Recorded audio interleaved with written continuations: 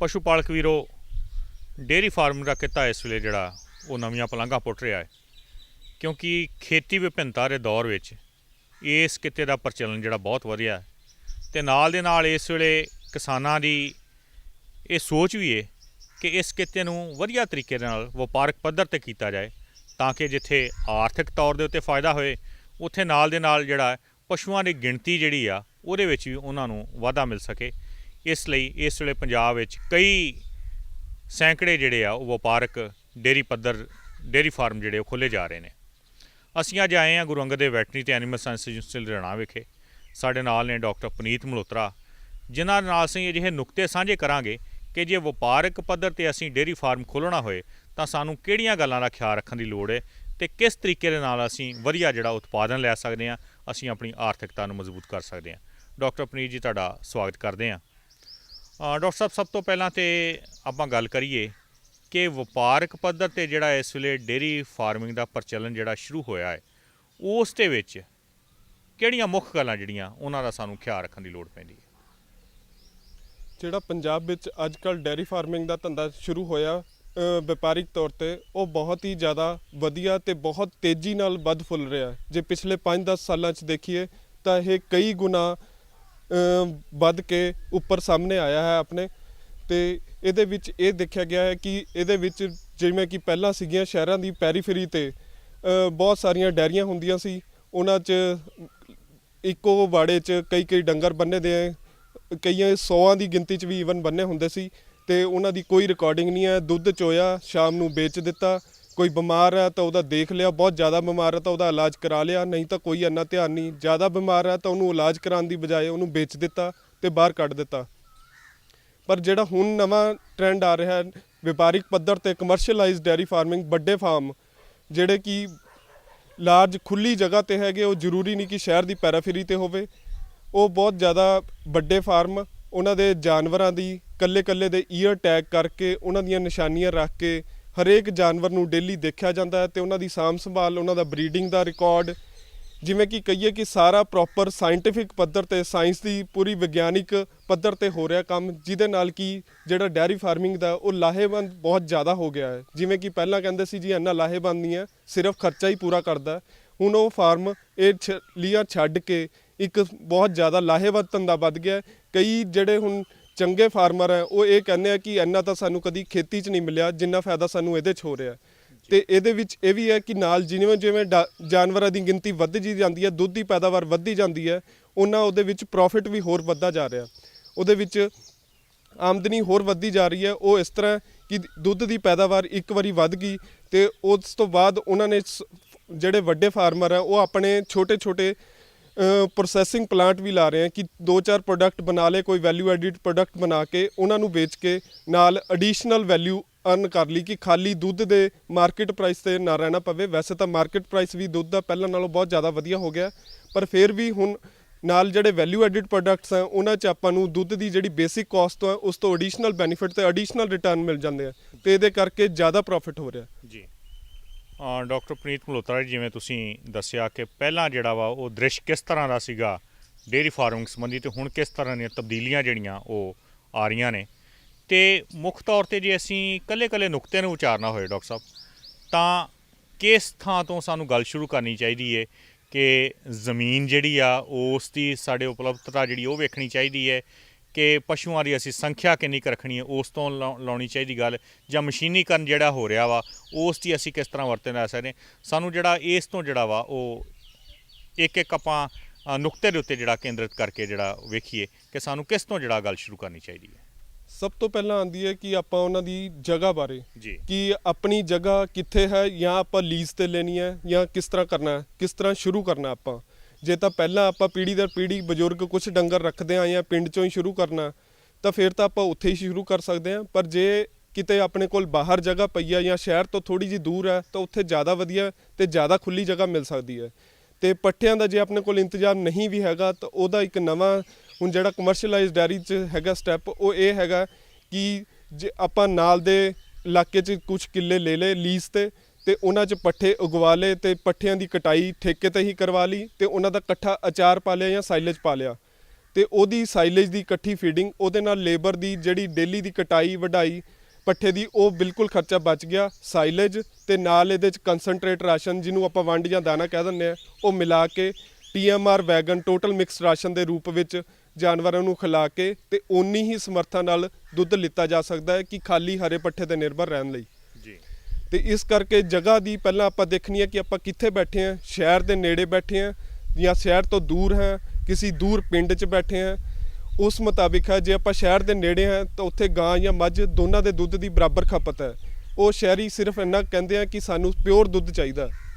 ਚਾਹੇ ਉਹ ਗਾਂ ਦਾ ਹੋਵੇ ਚਾਹੇ ਮੱਝ ਦਾ ਹੋਵੇ। ਮੱਝ ਦਾ ਆਪਾਂ ਪਿਓਰ ਕਹਿ ਕੇ 55 ਤੋਂ 60 ਰੁਪਏ ਤੇ ਗਾਂ ਦਾ ਹੱਸ ਕੇ 35 ਤੋਂ 40 ਰੁਪਏ ਤੱਕ ਵਿਕਦਾ ਹੈ। ਤੇ ਇਹ ਇੱਕ ਚੰਗਾ ਰੇਟ ਹੈ, ਬਜਾਏ ਕਿ ਕਿਸੇ ਨੂੰ ਪਾਨ ਦੇ ਜਾਂ ਫੈਟ ਦੇ ਆਧਾਰਿਤ ਤੇ ਆਪਾਂ ਖਾਲੀ ਦੁੱਧ ਵੇਚੀਏ। ਜੀ। ਤੇ ਇਸ ਕਰਕੇ ਇਹ ਵੇਰੀਏਸ਼ਨ ਹੈ ਓਨਰ ਟੂ ਓਨਰ, ਮਾਲਕ ਟੂ ਮਾਲਕ, ਵੀ ਉਹ ਬੈਠਾ ਕਿੱਥੇ ਹੈ ਤੇ ਉਹਦੇ ਆਲੇ ਦੁਆਲੇ ਦੀ ਦੁੱਧ ਦੀ ਮਾਰਕੀਟ ਕਹੀ ਜੀ ਹੈ। ਉਸ ਨਾਲ ਆਪਾਂ ਇਹ ਨਿਰਧਾਰਿਤ ਕਰਾਂਗੇ ਕਿ ਕਿਹੜੇ ਆਪਾਂ ਪਸ਼ੂ ਜ਼ਿਆਦਾ ਰੱਖਣੇ ਆ, ਗਾਵਾਂ ਮੱਝਾਂ ਜਾਂ ਦੋਨੋਂ, ਜਾਂ ਜਿੱਥੇ ਦੁੱਧ ਦੀ ਖਪਤ ਹੈ। ਜੇ ਬਹੁਤ ਦੂਰ ਕਿਤੇ ਪਿੰਡ 'ਚ ਬੈਠੇ ਆ, ਉੱਥੇ ਸਿਰਫ ਆਪਣੀਆਂ ਕੋਆਪਰੇਟਿਵ ਸੁਸਾਇਟੀ ਦੀਆਂ ਜਾਂ ਕਿਸੇ ਪ੍ਰਾਈਵੇਟ ਮਿਲਕ ਪਲਾਂਟ ਦੀਆਂ ਗੱਡੀਆਂ ਹੀ ਦੁੱਧ ਚੱਕ ਕੇ ਲਿਆਉਣਗੀਆਂ। ਉਹ ਸਿਰਫ ਫੈਟ ਚੈੱਕ ਕਰਨਗੀਆਂ ਤੇ ਫੈਟ ਤੇ ਤੁਹਾਨੂੰ ਪ੍ਰਾਈਸ ਦੇ ਦੇਣਗੀਆਂ। ਤੇ ਇਸ ਕਰਕੇ ਤੇ ਇਹ ਸਾਰਾ ਸਰਵੇ ਕਰਕੇ ਫਿਰ ਉਹ ਆਪਾਂ ਨਿਰਧਾਰਿਤ ਕਰਾਂਗੇ ਕਿ ਕਿਸ ਤਰ੍ਹਾਂ ਦੇ ਜਾਨਵਰ ਰੱਖਣੇ ਆ ਤੇ ਕਿੰਨੀ ਜਗ੍ਹਾ ਚਾਹੀਦੀ ਹੈ, ਕਿੰਨੀ ਦੁੱਧ ਦੀ ਆਪਾਂ ਡੇਲੀ ਆਪਣੇ ਕੋਲ ਕਪੈਸਿਟੀ ਹੈਗੀ ਹੈ ਉਹਨੂੰ ਸਟੋਰ ਕਰਨ ਦੀ ਤੇ ਅੱਗੇ ਕਰਨ ਦੀ। ਜੀ। ਜੇ ਆਪਣੇ ਕੋਲ ਜ਼ਿਆਦਾ ਕਪੈਸਿਟੀ ਹੈ, ਜ਼ਿਆਦਾ ਵੱਡਾ ਲਗਾ ਸਕਦੇ ਹਾਂ, ਤਾਂ ਫਿਰ ਜ਼ਿਆਦਾ ਜਾਨਵਰ ਰੱਖ ਕੇ ਦੁੱਧ ਦੀ ਜ਼ਿਆਦਾ ਪੈਦਾਵਾਰ ਕਰਕੇ ਉਹਦੇ 2-4 ਵੈਲਿਊ ਐਡਿਡ ਪ੍ਰੋਡਕਟ ਵੀ ਬਣਾ ਸਕਦੇ ਹਾਂ। ਦਹੀਂ ਬਣਾ ਲਿੱਤਾ ਜਾਵੇ, ਲੱਸੀ, ਪਨੀਰ, ਘੀ, ਇਹਨਾਂ ਦੀ ਰੂਟੀਨ 'ਚ ਖਪਤ ਹੈ ਤੇ ਦੁੱਧ ਨਾਲੋਂ ਜ਼ਿਆਦਾ ਫਾਇਦਾ ਦੇ ਜਾਂਦੇ ਆ। ਜੀ। ਉਹ 'ਚ ਡਾਕਟਰ ਸਾਹਿਬ ਚਲੋ ਆਪਣੀ ਸਮਰੱਥਾ ਦੇ ਉੱਤੇ ਇਹ ਗੱਲ ਨਿਰਭਰ ਕਰਦੀ ਹੈ ਕਿ ਅਸੀਂ ਪਸ਼ੂ ਕਿੰਨੇ ਕੁ ਰੱਖਣੇ ਨੇ, ਪਰ ਫਿਰ ਵੀ ਜੇ ਸਾਡੇ ਪਸ਼ੂ ਪਾਲਕ ਜਿਹੜਾ ਉਹਨੂੰ ਵਪਾਰਕ ਤੌਰ ਤੇ ਕਰਨਾ ਸ਼ੁਰੂ ਕਰਨ ਤਾਂ ਕਿੰਨੇ ਕੁ ਪਸ਼ੂ ਜਿਹੜੇ ਆ ਤੁਸੀਂ ਸੋਚਦੇ ਹੋ ਵੀ ਘੱਟ ਤੋਂ ਘੱਟ ਜਿਹੜਾ ਇੰਨੇ ਜ਼ਰੂਰ ਰੱਖ ਕੇ ਜਿਹੜਾ ਕੰਮ ਸ਼ੁਰੂ ਕਰਨਾ ਚਾਹੀਦਾ? ਘੱਟੋ ਘੱਟ ਉਹ 30 ਜਾਨਵਰਾਂ ਤੋਂ ਸਟਾਰਟ ਕਰੇ। ਤੇ ਜੇ ਉਹਨੂੰ ਲੱਗਦਾ ਕਿ ਹਜੇ ਮੈਨੂੰ ਮਾਰਕੀਟ ਦਾ ਪੂਰਾ ਨਹੀਂ ਪਤਾ ਕਿ ਕੀ ਰੁਝਾਨ ਹੈ, ਤਾਂ ਉਹ 20 ਗਾਵਾਂ ਤੇ 10 ਮੱਝਾਂ ਨਾਲ ਕਰ ਸਕਦਾ, ਜਿਹਦੇ ਨਾਲ ਕਿ ਸਾਰਾ ਸਾਲ ਦੁੱਧ ਦੀ ਜਿਹੜੀ ਆਊਟਫਲੋ ਉਹਦੇ ਫਾਰਮ ਤੋਂ ਹੁੰਦਾ ਰਹੇਗਾ ਤੇ ਉਹਨੂੰ ਇੱਕ ਫਿਕਸ ਜੀ ਇਨਕਮ ਮਿਨੀਮਮ ਆਂਦੀ ਰਹੇਗੀ। ਫਿਰ ਉਹ ਹੌਲੀ ਹੌਲੀ ਕਰਦਾ ਵਧਾ ਸਕਦਾ ਹੈ। ਜੇ ਉਹਦੀ ਹੋਰ ਜ਼ਿਆਦਾ ਕਪੈਸਿਟੀ ਹੈ ਜਾਂ ਉਹਦੇ ਕੋਲ ਫੰਡਸ ਜਾਂ ਜ਼ਮੀਨ ਹੈਗੀ ਹੈ ਤਾਂ ਇਸ ਤੋਂ ਜ਼ਿਆਦਾ 50 ਤੋਂ ਵੀ ਸਟਾਰਟ ਕਰ ਸਕਦਾ ਹੈ ਤੇ 100 ਤੋਂ ਵੀ ਸਟਾਰਟ ਕਰ ਸਕਦਾ ਤੇ ਅੱਗੇ ਧੀਰੇ ਧੀਰੇ ਉਹਨੂੰ ਹੋਰ ਵਧਾਉਂਦਾ ਜਾਵੇ। ਜੀ। ਡਾਕਟਰ ਪੁਨੀਤ ਮਲਹੋਤਰਾ, ਨਾਲ ਜਿਹੜੀ ਇਸ ਵੇਲੇ ਗੱਲ ਆ ਰਹੀ ਕਿ ਸਾਰਾ ਕੁਛ ਜਿਹੜਾ ਮਸ਼ੀਨੀਕਰਨ ਦੇ ਰੂਪ ਵਿੱਚ, ਕਿਉਂਕਿ ਲੇਬਰ ਦੀ ਘਾਟ ਆ, ਤੁਹਾਡੇ ਕੋਲ ਮਸ਼ੀਨਾਂ ਇਸ ਵੇਲੇ ਮੁਹੱਈਆ ਨੇ, ਜਿਵੇਂ ਜਿਹੜਾ ਮਿਲਕਿੰਗ ਪਾਰਲਰ ਲਗਾ ਰਿਹਾ ਜਾਂਦਾ ਹੈ ਜਾਂ ਜਿਹੜਾ ਬਲਕ ਮਿਲਕ ਚਿੱਲਰ ਜਿਹੜਾ ਵਾ ਉਹ ਤੁਸੀਂ ਵਰਤਦੇ ਹੋ, ਉਸ ਸੰਬੰਧੀ ਜਿਹੜਾ ਵਾ ਉਹ ਕਿਹੜੀਆਂ ਚੀਜ਼ਾਂ ਜਿਹੜੀਆਂ ਉਹ ਮੁੱਖ ਰੂਪ ਦੇ ਵਿੱਚ ਜਿਹੜੀਆਂ ਸਾਨੂੰ ਸ਼ੁਰੂ ਦੇ ਵਿੱਚ ਲਾ ਲੈਣੀਆਂ ਚਾਹੀਦੀਆਂ? ਸ਼ੁਰੂ ਵਿੱਚ ਜੇ ਤਾਂ ਆਪਣੇ ਕੋਲ 30 ਜਾਨਵਰ ਹੈ, ਫਿਰ ਤਾਂ ਛੋਟਾ ਜਿਹਾ ਮਿਲਕਿੰਗ ਮਸ਼ੀਨ ਜਿਵੇਂ ਕਿ IM6 ਹੋ ਗਿਆ, ਕਿ 6 ਯੂਨਿਟ ਵਾਲਾ ਇੱਕ ਮਿਲਕਿੰਗ ਮਸ਼ੀਨ ਦਾ ਆਂਦਾ ਯੂਨਿਟ, ਜਿਹਦੇ ਵਿੱਚ ਐਟ ਅ ਟਾਈਮ 6 ਜਾਨਵਰਾਂ ਦੀ ਚੁਆਈ ਬੜੇ ਆਰਾਮ ਨਾਲ ਕੀਤੀ ਜਾ ਸਕਦੀ ਹੈ। ਤੇ ਉਸ ਤੋਂ ਇਲਾਵਾ ਹੁਣ ਜੇ ਆਪਣੇ ਕੋਲ ਐਟ ਅ ਟਾਈਮ 50 ਤੋਂ ਵੱਧ ਦੁੱਧ ਦੇਣ ਵਾਲੇ ਜਾਨਵਰ ਹਨ, ਤਾਂ ਫਿਰ ਆਪਾਂ ਇੱਕ ਮਿਲਕਿੰਗ ਪਾਰਲਰ ਹੀ ਸਥਾਪਿਤ ਕਰਨਾ ਪਏਗਾ, ਜਿਹਦੇ 'ਚ ਕਿ ਪ੍ਰੋਪਰ ਉਹਨਾਂ ਦੀ ਚੁਆਈ ਤੇ ਨਾਲ ਹੀ ਉਹਨਾਂ ਦੇ ਆਟੋਮੈਟਿਕ ਰਿਕਾਰਡਿੰਗ ਦਾ ਸਿਸਟਮ ਵੀ ਹੈਗਾ ਕਿ ਦੁੱਧ ਦਾ ਜਿੰਨਾ ਪਸ਼ੂ ਨੇ ਦੁੱਧ ਦਿੱਤਾ ਹਰੇਕ ਟਾਈਮ ਸਿੱਧਾ ਕੰਪਿਊਟਰ 'ਚ ਆਪਣੇ ਆਪ ਜਾਂਦਾ ਜਾਏਗਾ। ਤੇ ਇੱਕ ਕੂਲਿੰਗ ਟੈਂਕ ਉਹ ਹੁਣ ਹੈ ਜਾਨਵਰਾਂ ਦੇ ਵੀ, ਜੇ 30 ਜਾਨਵਰ ਹੈ ਤਾਂ ਉਹ ਕੂਲਿੰਗ ਟੈਂਕ ਛੋਟੀ ਸਮਰੱਥਾ ਦਾ, ਨਹੀਂ ਤਾਂ ਇੱਕੋ ਵਾਰੀ 500 ਲੀਟਰ ਦਾ ਟੈਂਕ ਉਹ ਜ਼ਰੂਰੀ ਹੈ, ਕਿਉਂਕਿ ਦੁੱਧ ਦੀ ਚੁਆਈ ਤੋਂ ਬਾਅਦ ਦੁੱਧ ਦਾ ਨਾਲ ਦੀ ਨਾਲ ਠੰਡਾ ਹੋਣਾ ਬਹੁਤ ਜ਼ਰੂਰੀ ਹੈ। ਜੇ ਉਹ ਦੁੱਧ ਨਾਲ ਦੀ ਨਾਲ ਠੰਡਾ ਹੋ ਜਾਂਦਾ ਤਾਂ ਉਹਦੇ ਖਰਾਬ ਹੋਣ ਦੇ ਤੇ ਉਹਦੇ 'ਚ ਹੋਰ ਜੀਵਾਣੂਆਂ ਦੀ ਪੈਦਾਵਾਰ ਬਹੁਤ ਚਾਂਸਿਸ ਘਟ ਜਾਂਦੇ ਆ। ਤੇ ਇਹਦੇ ਨਾਲ ਫਿਰ ਦੁੱਧ ਦੀ ਕੁਆਲਿਟੀ ਜਿਹੜੀ ਆ ਬਹੁਤ ਇੰਪਰੂਵਡ ਰਹਿੰਦੀ ਹੈ ਤੇ ਜਿਹੜਾ ਮਾਰਕੀਟ ਰੇਟ ਹੈ ਉਹ ਬਹੁਤ ਜ਼ਿਆਦਾ ਵਧੀਆ ਮਿਲਦਾ। ਜਿਵੇਂ ਕਿ ਹੁਣ ਲੇਟੈਸਟ ਟ੍ਰੈਂਡ ਸ਼ਹਿਰਾਂ 'ਚ ਕੀ ਚੱਲ ਰਿਹਾ ਕਿ UHT ਟ੍ਰੀਟਡ ਟੈਟਰਾ ਪੈਕ ਆ ਰਹੇ ਆ ਆਪਣੇ ਕੋਲ, ਜਿਨ੍ਹਾਂ 'ਚ 132 ਡਿਗਰੀ ਤੇ ਦੁੱਧ ਨੂੰ ਟ੍ਰੀਟ ਕਰਕੇ ਬਿਲਕੁਲ ਹੀ ਕ੍ਰਿਮ ਰਹਿਤ ਕਰ ਦਿੱਤਾ ਜਾਂਦਾ ਤੇ ਉਹ ਟੈਟਰਾ ਪੈਕ 6 ਮਹੀਨੇ ਤੱਕ ਬਾਹਰ ਬਿਨਾਂ ਖੋਲੇ ਐਸਾ ਪਿਆ ਰਹਿ ਸਕਦਾ। ਖੋਲ ਕੇ ਆਪਾਂ 2 ਦਿਨ ਉਹਨੂੰ ਫ੍ਰਿਜ 'ਚ ਰੱਖ ਸਕਦੇ ਹਾਂ। ਤੇ ਉਹਦੇ ਲਈ ਇਹ ਜਿਹੜੇ ਮੈਟਰਸ ਹੈ, ਹਾਈ ਕੁਆਲਿਟੀ ਮਿਲਕ ਹਾਈਜੀਨ, ਬਹੁਤ ਧਿਆਨ ਨਾਲ ਚੁਆਈ ਕਰਨੀ ਤੇ ਨਾਲ ਦੀ ਨਾਲ ਚੁਆਈ ਤੋਂ ਬਾਅਦ ਦੁੱਧ ਦਾ ਠੰਡਾ ਕਰਨਾ, ਇਹ ਬਹੁਤ ਜ਼ਰੂਰੀ ਹੈ। ਤੇ ਇਹੀ ਕੁਆਲਿਟੀ ਅੱਗੇ UHT ਵਾਲੇ ਮਿਨੀਮਮ ਸਟੈਂਡਰਡਸ 'ਚ ਮੰਨਦੇ ਆ। ਤੇ ਇਸ ਕਰਕੇ ਇਹ ਤਾਂ ਬੇਸਿਕ 2 ਚੀਜ਼ਾਂ ਹੈਗੀਆਂ ਹੀ ਆ। ਫਿਰ ਜੇ ਵੱਡੇ ਫਾਰਮਰ ਆ ਫਿਰ ਆਟੋਮੈਟਿਕ ਸਕ੍ਰੈਪਿੰਗ ਆ ਗਈ, ਤੇ ਉਹ ਫਿਰ ਸਾਰੇ ਵੱਡੇ ਫਾਰਮਾਂ ਲਈ ਹੈ ਕਿ ਘੱਟੋ ਘੱਟ ਉਹਦੇ 'ਚ 150-200 ਜਾਨਵਰ ਹੋਵੇ ਤਾਂ ਬਾਕੀ ਮੈਕਨਾਈਜੇਸ਼ਨ ਦਾ ਫਾਇਦਾ ਮਿਨੀਮਮ ਇਹ ਹੋਣਾ ਚਾਹੀਦਾ। ਜੀ। ਡਾਕਟਰ ਸਾਹਿਬ, ਸਾਡੇ ਆਮ ਤੌਰ ਤੇ ਜਿਹੜਾ ਦੁੱਧ ਡਾਕਟਰ ਸਾਹਿਬ ਆਮ ਤੌਰ 'ਤੇ ਸਾਡੇ ਕੋਲ ਜਿਹੜਾ ਦੁਧਾਰੂ ਪਸ਼ੂ ਜਿਹੜੇ ਗਾਵਾਂ ਅਤੇ ਮੱਝਾਂ ਹੁੰਦੀਆਂ ਨੇ, ਅਤੇ ਕਈ ਵਾਰੀ ਕੁਛ ਜਿਹੜੇ ਸਾਡੇ ਪਸ਼ੂ ਪਾਲਕ ਵੀਰ ਨੇ ਉਹ ਸਾਂਝੇ ਜਿਹੜੇ ਡੇਅਰੀ ਫਾਰਮ ਚਲਾਉਂਦੇ, ਤੁਸੀਂ ਇਸ ਪੱਖੋਂ ਜਿਹੜਾ ਕੀ ਰਾਏ ਦਿੰਦੇ ਹੋ ਕਿ ਕੱਲੀਆਂ ਗਾਵਾਂ ਜਾਂ ਮੱਝਾਂ ਕਿ ਜਾਂ ਜਿਹੜਾ ਵਾ ਉਹ ਜੇ ਅਸੀਂ ਇਹਨਾਂ ਨੂੰ ਰਲਾ ਕੇ ਕਰਨਾ ਹੋਏ ਤਾਂ ਕਿੰਨੀ ਕੁ ਰੇਸ਼ੋ ਜਿਹੜੀ ਉਸ ਤਰੀਕੇ ਦੇ ਨਾਲ ਸਾਨੂੰ ਰੱਖਣੀਆਂ ਚਾਹੀਦੀਆਂ? ਜਿਵੇਂ ਕਿ ਕਾਮ ਫਾਰਮਰ ਜਿਹੜਾ ਹਜੇ ਕੀ ਕੰਮ ਸ਼ੁਰੂ ਕਰ ਰਿਹਾ ਹੈ, ਉਹ 30 ਜਾਨਵਰਾਂ ਤੋਂ ਸ਼ੁਰੂ ਕਰ ਸਕਦਾ, ਜਿਹਦੇ ਵਿੱਚ ਕਿ 20 ਉਹ ਗਾਵਾਂ ਰੱਖ ਲੇ ਤੇ 10 ਮੱਝਾਂ ਰੱਖ ਲੇ। ਇਹਦੇ ਨਾਲ ਇਹ ਹੈ ਕਿ ਸਾਰਾ ਸਾਲ ਦੁੱਧ ਦਾ ਆਊਟਫਲੋ ਉਹਦੇ ਫਾਰਮ ਤੋਂ ਹੁੰਦਾ ਰਹੇਗਾ। ਕਿ ਮੱਝਾਂ ਦਾ ਕਹਿ ਦਿੰਦੇ ਆ ਕਿ 3 ਮਹੀਨੇ ਹੁਣ ਦੁੱਧੋਂ ਭੱਜੀਆਂ ਹੋਈਆਂ ਨੇ, ਹੁਣ ਦੁੱਧ ਹੈ ਨਹੀਂ, ਤੇ ਉਹ ਰਲਾ ਕੇ ਉਹਦੀ ਫੈਟ ਵੀ ਸਹੀ ਰਹੇਗੀ ਤੇ ਦੁੱਧ ਦੀ ਕੁਆਂਟੀਟੀ ਵੀ ਸਹੀ ਰਹੇਗੀ। ਤੇ ਮਿਨੀਮਮ 2:1 ਦੀ ਰੇਸ਼ੋ 'ਚ ਇਹ ਜਾਨਵਰਾਂ ਨੂੰ ਅੱਗੇ ਰੱਖ ਕੇ ਉਸ ਤਰ੍ਹਾਂ ਚੱਲ ਸਕਦਾ ਹੈ ਜੀ। ਡਾਕਟਰ ਸਾਹਿਬ ਇਹਦੇ ਨਾਲ ਜਿਵੇਂ ਆਪਾਂ ਮਸ਼ੀਨੀਕਰਨ ਦੀ ਗੱਲ ਕਰਦੇ ਹਾਂ, ਅੱਜ ਕੱਲ੍ਹ ਜਿਹੜੇ ਵੱਡੇ ਫਾਰਮ ਬਣ ਰਹੇ ਨੇ ਕਿ ਉਹ ਬੜੇ ਥੋੜ੍ਹੀ ਲੇਬਰ ਦੇ ਨਾਲ ਜਿਹੜਾ ਵਾ ਇੱਕ ਟਰਾਲੀ ਵਿੱਚੋਂ ਲੈ ਕੇ ਜਿਹੜਾ ਉਹ ਲੰਘੀ ਜਾਂਦੇ, ਪੱਠੇ ਪਾਈ ਜਾਂਦੇ ਨੇ। ਹੋਰ ਜਿਹੜਾ ਵਾ ਜਿਵੇਂ ਉਹਦੀ ਕੋਈ ਅਸੀਂ ਗੋਹੇ ਦੀ ਕੋਈ ਗੈਸ ਬਣਾਉਣੀ ਹੋਏ ਜਾਂ ਕੋਈ ਇਸ ਤਰ੍ਹਾਂ ਦੀ ਵਰਤੋਂ ਜਿਹੜੀ ਆ, ਉਹ ਕਿਹੜੇ ਜਿਹੜੇ ਆ ਉਹ ਕੰਮ ਅਸੀਂ ਇਸ ਤਰ੍ਹਾਂ ਦੇ ਲੈ ਸਕਦੇ ਹਾਂ ਉਹਨਾਂ ਦੀ ਵੇਸਟ ਤੋਂ, ਜਿਹੜਾ ਜੋ ਵੀ ਉਹਨਾਂ ਦਾ ਗੰਦ ਮਲ ਮੂਤਰ ਜਿਹੜਾ ਵਾ ਉਹ ਇਕੱਠਾ ਹੋ ਰਿਹਾ? ਜਿਹੜੀ ਫਾਰਮ ਤੇ ਇਨੀਸ਼ੀਅਲ ਮੈਕਨਾਈਜੇਸ਼ਨ ਦੇ ਪਾਰਟ ਹੈ, ਇੱਕ ਤਾਂ ਹੈਗੀ ਤੁਹਾਡੀ ਮਿਲਕਿੰਗ, ਜਿਹੜੀ ਦੁੱਧ ਦੀ ਚੁਆਈ ਹੈ, ਉਹ ਮਸ਼ੀਨ ਨਾਲ ਹੋਣੀ ਬਹੁਤ ਜ਼ਰੂਰੀ ਹੈ ਤੇ ਉਹਦੇ ਨਾਲ ਦੁੱਧ ਦੀ ਕੁਆਲਿਟੀ ਤੇ ਬਹੁਤ ਜ਼ਿਆਦਾ ਫਰਕ ਪੈਂਦਾ। ਉਹਦੇ ਨਾਲ ਸਾਫ਼ ਸੁਥਰੀ ਕੁਆਲਿਟੀ ਆਉਂਦੀ ਹੈ। ਜਿਵੇਂ ਕਿ ਹੁਣ ਨਵਾਂ ਚੱਲਣ ਚੱਲਿਆ UHT ਮਿਲਕ ਦਾ, ਸ਼ਹਿਰਾਂ 'ਚ ਜਿਹੜੀ ਖਪਤ ਹੈ ਉਹ ਟੈਟਰਾ ਮਿਲਕ UHT ਹੈ, ਅਲਟਰਾ ਹਾਈ ਟੈਂਪਰੇਚਰ ਟ੍ਰੀਟਮੈਂਟ ਦੁੱਧ, ਜਿਹੜਾ ਕਿ 132 ਡਿਗਰੀ ਤੇ ਦੁੱਧ ਨੂੰ ਟ੍ਰੀਟ ਕਰਕੇ ਬਿਲਕੁਲ ਹੀ ਕ੍ਰਿਮ ਰਹਿਤ ਕਰ ਦਿੰਦੇ ਆ ਤੇ ਉਹ 6 ਮਹੀਨੇ ਤੱਕ ਐਜ਼ ਸੱਚ ਟੈਟਰਾ ਪੈਕ ਪਿਆ ਰਹਿ ਸਕਦਾ ਤੇ ਉਹਦੇ ਵਿੱਚ ਜਦੋਂ ਉਹਨੂੰ ਇੱਕ ਵਾਰੀ ਖੋਲ੍ਹ ਲਿਆ ਤਾਂ 2 ਦਿਨ ਉਹ ਫ੍ਰਿਜ ਵਿੱਚ ਵੀ ਰਹਿ ਸਕਦਾ ਹੈ।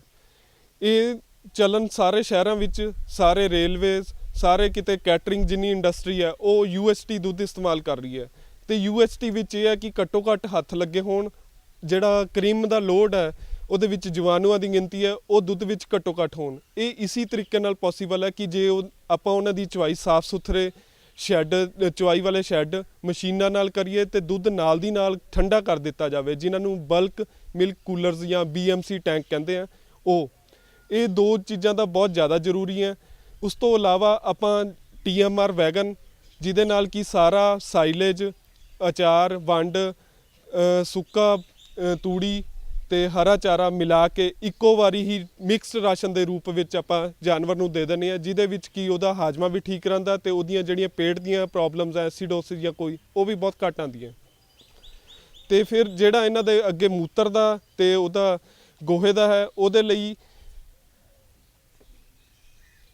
ਲਈ ਆਪਣੇ ਜਿਹੜੇ ਆਟੋਮੈਟਿਕ ਸਕ੍ਰੈਪਰਸ ਆਉਂਦੇ ਆ ਆਪਾਂ ਮਾਡਰਨ ਸ਼ੈੱਡ ਵਿੱਚ, ਉਹ ਲਗਾ ਸਕਦੇ ਹਾਂ। ਉਹ ਸਕ੍ਰੈਪਰਸ ਇਕੱਠਾ ਕਰਕੇ ਗੋਹੇ ਨੂੰ ਇੱਕ ਜਗ੍ਹਾ ਲੈ ਜਾਣਗੇ, ਉੱਥੋਂ ਪੰਪ ਨਾਲ ਜਾਂ ਫਿਰ ਆਪਾਂ ਮੋਟਰ ਨਾਲ ਡਰਾਈਵ ਕਰਕੇ ਬਾਇਓਗੈਸ ਪਲਾਂਟ ਨਾਲ ਲਾ ਸਕਦੇ ਹਾਂ, ਜਿਹਦੇ ਵਿੱਚ ਕਿ ਉਹ ਗੋਹਾ ਪਾ ਦਿੱਤਾ ਜਾਵੇ। ਉਹਦੇ ਤੋਂ ਜਿਹੜੀ ਗੈਸ ਪੈਦਾ ਹੋਈ ਹੈ ਉਹ ਜਾਂ ਤਾਂ ਘਰ ਵਿੱਚ ਬਾਲਣ ਦੇ ਤੌਰ ਤੇ ਜਾਂ ਸਟਰੀਟ ਲਾਈਟਿੰਗ ਦੇ ਤੌਰ ਤੇ, ਜਾਂ ਫਿਰ ਉਹਦੇ ਤੋਂ ਬਾਇਓਗੈਸ ਨਾਲ ਚੱਲਣ ਵਾਲਾ ਇੰਜਨ ਚਲਾ ਕੇ ਉਹਨੂੰ ਅਲਟਰਨੇਟਰ ਨਾਲ ਜੋੜ ਕੇ ਉਹ ਤੋਂ ਬਿਜਲੀ ਪੈਦਾ ਕਰਕੇ ਜਿੰਨੇ ਆਪਣੇ ਬਿਜਲੀ ਦੇ ਆਪਰੇਸ਼ਨਸ ਹੈ ਉਹ ਕੀਤੇ ਜਾ ਸਕਦੇ ਹਨ ਜੀ। ਇੱਕ ਡਾਕਟਰ ਸਾਹਿਬ ਜਿਵੇਂ ਆਪਾਂ ਆਮ ਤੌਰ 'ਤੇ ਵੇਖਦੇ ਹਾਂ ਕਿ ਦੁੱਧ ਦੀ ਮੰਡੀਕਾਰੀ ਜਿਹੜੀ ਆ ਉਹ ਬੜੀ ਜ਼ਰੂਰੀ ਹੈ, ਕਿਉਂਕਿ ਖਰਾਬ ਹੋਣ ਵਾਲੀ ਚੀਜ਼ ਹੈ। ਮੰਡੀਕਾਰੀ ਸੰਬੰਧੀ ਜਿਹੜਾ ਵਾ ਜਦੋਂ ਅਸੀਂ ਇਹੋ ਜਿਹਾ ਵਪਾਰਕ ਡੇਅਰੀ ਫਾਰਮ ਖੋਲ੍ਹ ਰਿਹਾ, ਬਿਨਾਂ ਸ਼ੱਕ ਵਪਾਰ ਵਾਸਤੇ ਕੰਮ ਕੀਤਾ ਜਾ ਰਿਹਾ, ਮੰਡੀਕਾਰੀ ਵਾਸਤੇ ਸਾਨੂੰ ਕਿਹੜੀਆਂ ਚੀਜ਼ਾਂ ਦਾ ਖਿਆਲ ਰੱਖਣ ਦੀ ਲੋੜ ਹੈ ਅਤੇ ਉਹਦਾ ਜਿਹੜਾ ਵਾ ਸਾਨੂੰ ਪ੍ਰਬੰਧ ਅਸੀਂ ਕਿਵੇਂ ਕਰ ਸਕਦੇ ਹਾਂ? ਮੰਡੀਕਰਨ ਵਿੱਚ ਸਭ ਤੋਂ ਅਹਿਮ ਕੀ ਹੈ ਕਿ ਜਿਹਦੇ ਵਿੱਚ ਦੁੱਧ ਦੀ ਕੁਆਲਿਟੀ ਦਾ ਆਪਾਂ ਬਹੁਤ ਜ਼ਿਆਦਾ ਧਿਆਨ ਰੱਖਣਾ। ਦੁੱਧ ਦੀ ਕੁਆਲਿਟੀ 'ਚ ਕੀ ਹੈ ਕਿ ਉਹ ਸਾਫ਼ ਸੁਥਰਾ ਹੋਵੇ। ਜਿਵੇਂ ਕਿ ਪਹਿਲਾਂ ਵੱਡੀਆਂ ਡੈਰੀਆਂ ਹੁੰਦੀਆਂ ਸੀ, ਉਹਦੇ 'ਚ ਚੁਆਈ ਵਾਲੇ ਬੰਦੇ ਆਉਂਦੇ ਸੀ, ਉਹ ਜਿਸ ਤਰ੍ਹਾਂ ਦੇ ਗੰਦੇ ਮੰਦੇ ਹੱਥ ਹੈ ਤੇ ਉਸ ਤਰ੍ਹਾਂ ਹੀ ਹੱਥ ਧੋ ਕੇ, ਬਿਨਾਂ ਹੱਥ ਧੋਏ ਉਹਨਾਂ ਨੇ ਚੁਆਈ ਕਰਨ ਲੱਗ ਗਏ। ਇਹਦੇ ਨਾਲ ਦੁੱਧ ਦੇ ਜਿਹੜੇ ਕੀਟਾਣੂਆਂ ਦਾ ਲੋਡ ਹੈ ਉਹ ਬਹੁਤ ਜ਼ਿਆਦਾ ਮੰਨਿਆ ਜਾਂਦਾ ਸੀ ਤੇ ਇਹ ਅੱਜ ਕੱਲ੍ਹ ਦੇ ਮੰਡੀਕਰਨ 'ਚ ਇਹੋ ਜਿਹਾ ਦੁੱਧ ਵਰਤੋਂ ਵਿੱਚ ਨਹੀਂ ਆਉਂਦਾ ਤੇ ਖਾਸ ਤੌਰ 'ਤੇ ਜਿਹੜਾ UHT ਦਾ ਚੱਲਣ ਹੈ ਉਹਦੇ ਵਿੱਚ ਤਾਂ ਇਹ ਬਿਲਕੁਲ ਹੀ ਫੇਲ ਹੈ ਜਾਂ ਇਹ ਉਹਦੇ ਲਈ ਕੰਮ ਨਹੀਂ ਆ ਸਕਦਾ। ਤੇ ਇਸ ਲਈ ਆਪਾਂ ਨੂੰ ਸਾਫ਼ ਸੁਥਰੇ ਸ਼ੈੱਡ ਵਿੱਚ, ਜਿਵੇਂ ਕਿ ਮਿਲਕਿੰਗ ਪਾਰਲਰ, ਉਹਦੇ ਹਾਈਜੀਨ ਤੇ ਉਹਦੀ ਸਾਫ਼ ਸਫਾਈ, ਜਿੱਥੇ ਕਿ ਆਪਣੀ ਮਸ਼ੀਨ ਹੈ ਜਾਂ ਪਾਰਲਰ ਲਾਇਦਾ ਉਹਦੀ ਸਾਫ਼ ਸਫਾਈ, ਉਹਦਾ ਹਾਈਜੀਨ, ਫਿਰ ਉਸ ਤੋਂ ਬਾਅਦ ਚੁਆਈਆਂ ਦੀ ਪ੍ਰੋਪਰ, ਚੁਆਈ ਵਾਲੀ ਮਸ਼ੀਨ ਦੀ ਪ੍ਰੋਪਰ ਕਲੀਨਿੰਗ, ਉਹਨਾਂ ਦੀ ਸੈਨੀਟੇਸ਼ਨ, ਉਹ ਸਾਰਾ ਧਿਆਨ 'ਚ ਰੱਖਦੇ ਹੋਏ ਫਿਰ ਦੁੱਧ ਦੀ ਚੁਆਈ ਤੋਂ ਬਾਅਦ ਨਾਲ ਦੀ ਨਾਲ ਉਹਦਾ 4 ਡਿਗਰੀ ਤੇ ਮਿਨੀਮਮ ਠੰਡਾ ਕਰ ਦਿੱਤਾ ਜਾਣਾ ਉਹਨੂੰ, BMC ਟੈਂਕ ਦੇ ਵਿੱਚ, ਇਹ ਸਾਰਾ ਬਹੁਤ ਜ਼ਰੂਰੀ ਹੈ ਤੇ ਇਹਦੇ ਨਾਲ ਦੁੱਧ ਦੀ ਕੁਆਲਿਟੀ ਬਰਕਰਾਰ ਰਹਿੰਦੀ ਹੈ ਤੇ ਇਹਨੂੰ ਆਪਾਂ ਕੁਝ ਘੰਟਿਆਂ ਬਾਅਦ ਵੀ ਸਕਸੈਸਫੁਲੀ ਟਰਾਂਸਪੋਰਟ ਕਰ ਸਕਦੇ ਹਾਂ ਕਿਤੇ ਵੀ ਪਲਾਂਟ ਤੇ ਜਾਂ ਕਿਤੇ ਵੀ ਮੰਡੀ ਵਿੱਚ। ਤੇ ਉਹ ਜਿਹੜੀ ਦੁੱਧ ਦੀ ਕੁਆਲਿਟੀ ਮੰਡੀ ਤੱਕ ਜਾਏਗੀ, ਉਹਦੀ ਜਿਹੜੀ ਅਸੈਪਟੇਬਿਲਟੀ ਹੈ ਮਾਰਕੀਟ 'ਚ ਬਹੁਤ ਜ਼ਿਆਦਾ ਹੋਏਗੀ ਤੇ ਵਧੀਆ ਕੁਆਲਿਟੀ ਹੋਣ ਕਰਕੇ ਹੀ ਆਪਾਂ ਨੂੰ ਰੇਟ ਵੀ ਜ਼ਿਆਦਾ ਮਿਲੇਗਾ ਤੇ ਅੱਗੇ ਇਹ UHT 'ਚ ਉਹ ਇਸਤੇਮਾਲ ਹੁੰਦਾ ਹੈ ਤਾਂ ਉਹਦਾ ਐਡੀਸ਼ਨਲ ਬੋਨਸ ਵੀ ਮਿਲਦਾ ਹੈ। ਜੀ ਡਾਕਟਰ ਪੁਨੀਤ ਮਲਹੋਤਰਾ, ਜਦੋਂ ਅਸੀਂ ਵਪਾਰਕ ਪੱਧਰ 'ਤੇ ਡੇਅਰੀ ਫਾਰਮ ਸ਼ੁਰੂ ਕਰਦੇ ਹਾਂ ਤਾਂ ਕਈ ਅੱਜ ਕੱਲ੍ਹ ਜਿਵੇਂ ਬਾਜ਼ਾਰ ਦੇ ਵਿੱਚ ਕਈ ਤੁਸੀਂ ਇਸ ਤਰ੍ਹਾਂ ਦੇ ਸੰਬੰਧਿਤ ਸਮੱਗਰੀ ਜਾਂ ਸੰਬੰਧਿਤ ਟੀਕੇ ਜਾਂ ਜੋ ਕੁਛ ਵੀ ਆ ਇਹੋ ਜਿਹਾ ਕਿ ਪਸ਼ੂ ਨੂੰ ਇੱਕ ਥਾਂ ਦੇ ਉੱਤੇ ਤੁਸੀਂ ਇਕੱਠਿਆਂ ਹੀ ਗੱਭਣ ਕਰ ਸਕਦੇ ਹੋ, ਜਾਂ ਇਹੋ ਜਿਹਾ ਵੀ ਆ ਕਿ ਤੁਸੀਂ ਵੱਛੀਆਂ ਜਾਂ ਕੱਟੀਆਂ ਹੀ ਲੈ ਸਕਦੇ ਹੋ। ਇਸ ਤਰ੍ਹਾਂ ਦੇ ਜਿਹੜੇ ਆ ਉਹ ਕਿੰਨੇ ਕੁ ਸਾਡੇ ਪਸ਼ੂ ਪਾਲਕਾਂ ਵਾਸਤੇ ਜਿਹੜਾ ਵਾ ਉਹ ਫਾਇਦੇਮੰਦ ਹੋ ਸਕਦੇ, ਜਾਂ ਕਿੰਨਾ ਕੁ ਉਹਨਾਂ 'ਤੇ ਇਤਬਾਰ ਕਰਨਾ ਚਾਹੀਦਾ? ਇਸ ਤਰ੍ਹਾਂ ਦੀਆਂ ਜਿਹੜੀਆਂ ਕੋਈ ਨਵੀਆਂ ਪ੍ਰੈਕਟਿਸ ਸ਼ੁਰੂ ਹੋਈਆਂ ਨੇ ਜਾਂ ਜਿਹੜੀ ਕੋਈ ਖੋਜ ਇਸ ਤਰ੍ਹਾਂ ਦੀ ਹੋ ਰਹੀ, ਉਹਦੇ ਬਾਰੇ ਵੀ ਸਾਡੇ ਪਸ਼ੂ ਪਾਲਕਾਂ ਨੂੰ ਚਾਨਣਾ ਪਾਓ। ਇਹਦੇ ਵਿੱਚ ਦੋ ਤਰੀਕੇ ਦਾ ਹੈ। ਜਿਨ੍ਹਾਂ ਕੋਲ ਹੁਣ 200-300 ਜਾਨਵਰ ਹੈ, ਉਹਨਾਂ ਲਈ ਰੋਜ਼ ਬਹੁਤ ਜ਼ਿਆਦਾ ਮੁਸ਼ਕਿਲ ਹੈ ਕਿ ਰੋਜ਼ ਉਹ ਸ਼ੈੱਡ ਦੇ ਵਿੱਚ ਗੇੜਾ ਕੱਟ ਕੇ ਜਾਂ ਬੁੱਲ ਫੇਰ ਕੇ ਪਰੇਡ ਲਈ ਉਹਨਾਂ 'ਚੋਂ ਜਾਨਵਰ ਇਹੋ ਜਿਹੇ ਕੱਢਣ ਜਿਹੜੇ ਕਿ ਹੇਹੇ 'ਚ ਹੈ ਤੇ ਉਹਨਾਂ ਦੀ ਰੋਜ਼ AI ਕੀਤੀ ਜਾਵੇ। ਇਹਦੇ ਲਈ ਜਿਹੜਾ ਕਾਮਿਆਂ ਦਾ ਲੋਡ ਹੈ ਉਹ ਬਹੁਤ ਜ਼ਿਆਦਾ ਵੱਧ ਜਾਏਗਾ ਤੇ ਡੇਲੀ ਆਪਾਂ ਨੂੰ ਇਨਸੈਮੀਨੇਟਰ ਦੀ ਲੋੜ ਪਏਗੀ ਕਿ ਅੱਜ ਇਹ ਜਾਨਵਰ ਦੀ ਇਨਸੈਮੀਨੇਸ਼ਨ ਹੈ, ਕੱਲ੍ਹ ਨੂੰ ਇਹ ਜਾਨਵਰ ਦੀ ਇਨਸੈਮੀਨੇਸ਼ਨ ਹੈ। ਇਹਦੇ ਵਿੱਚ ਜਿਹੜਾ ਕੰਮ ਹੈ ਉਹ ਬਹੁਤ ਜ਼ਿਆਦਾ ਵੱਧ ਗਿਆ। ਉਹਨੂੰ ਘਟਾਉਣ ਲਈ ਹੁਣ ਜਿਹੜੇ ਨਵੇਂ ਸਿੰਕਰੋਨਾਈਜੇਸ਼ਨ ਪ੍ਰੋਟੋਕੋਲਸ ਆਏ ਆ ਕਿ ਜਾਨਵਰਾਂ ਦਾ ਗਰੁੱਪ ਸਿਲੈਕਟ ਕੀਤਾ, ਮੰਨ ਲਓ ਆਪਾਂ 10 ਜਾਂ 15 ਜਾਨਵਰ ਸਿਲੈਕਟ ਕਰ ਲਏ, ਉਹਨਾਂ ਨੂੰ 3-4 ਦਿਨ ਦੇ ਟੀਕਿਆਂ ਦਾ ਪ੍ਰੋਟੋਕੋਲ ਹੈ ਅਲੱਗ-ਅਲੱਗ ਟਾਈਮ 'ਚ, ਤੇ ਉਹ 10 ਦਿਨ ਦੇ ਦੌਰਾਨ ਇਹ 3-4 ਦਿਨਾਂ 'ਚ ਟੀਕੇ ਲਾ ਕੇ ਉਹ ਇਕੱਠੇ ਹੀ ਹੇਹੇ 'ਚ ਆਉਣਗੇ ਤੇ ਉਹਨਾਂ ਦੀ ਇੱਕੋ ਦਿਨ AI ਕਰ ਦਿੱਤੀ ਜਾਏਗੀ, ਜਿਹਦੇ ਨਾਲ ਕਿ ਆਪਾਂ ਨੂੰ ਪਤਾ ਕਿ ਇਸ ਤਰੀਕ ਨੂੰ AI ਕਰਨੀ ਹੈ ਆ 15 ਜਾਨਵਰਾਂ ਦੀ, ਤੇ ਉਹ ਇਕੱਠੇ ਕਰਕੇ ਆਪਣਾ ਟਾਈਮ, ਲੇਬਰ ਤੇ ਸਮਾਂ ਸਾਰਿਆਂ ਦੀ ਬਚਤ ਹੋ ਗਈ। ਤੇ ਇਸ ਤੋਂ ਇਲਾਵਾ ਜਿਹੜੀ ਦੂਸਰੀ ਟੈਕਨੋਲੋਜੀ ਹੁਣ ਸਾਹਮਣੇ ਆ ਰਹੀ ਹੈ ਉਹ ਆ ਰਹੀ ਹੈ ਸੈਕਸਡ ਸੀਮਨ ਦੀ।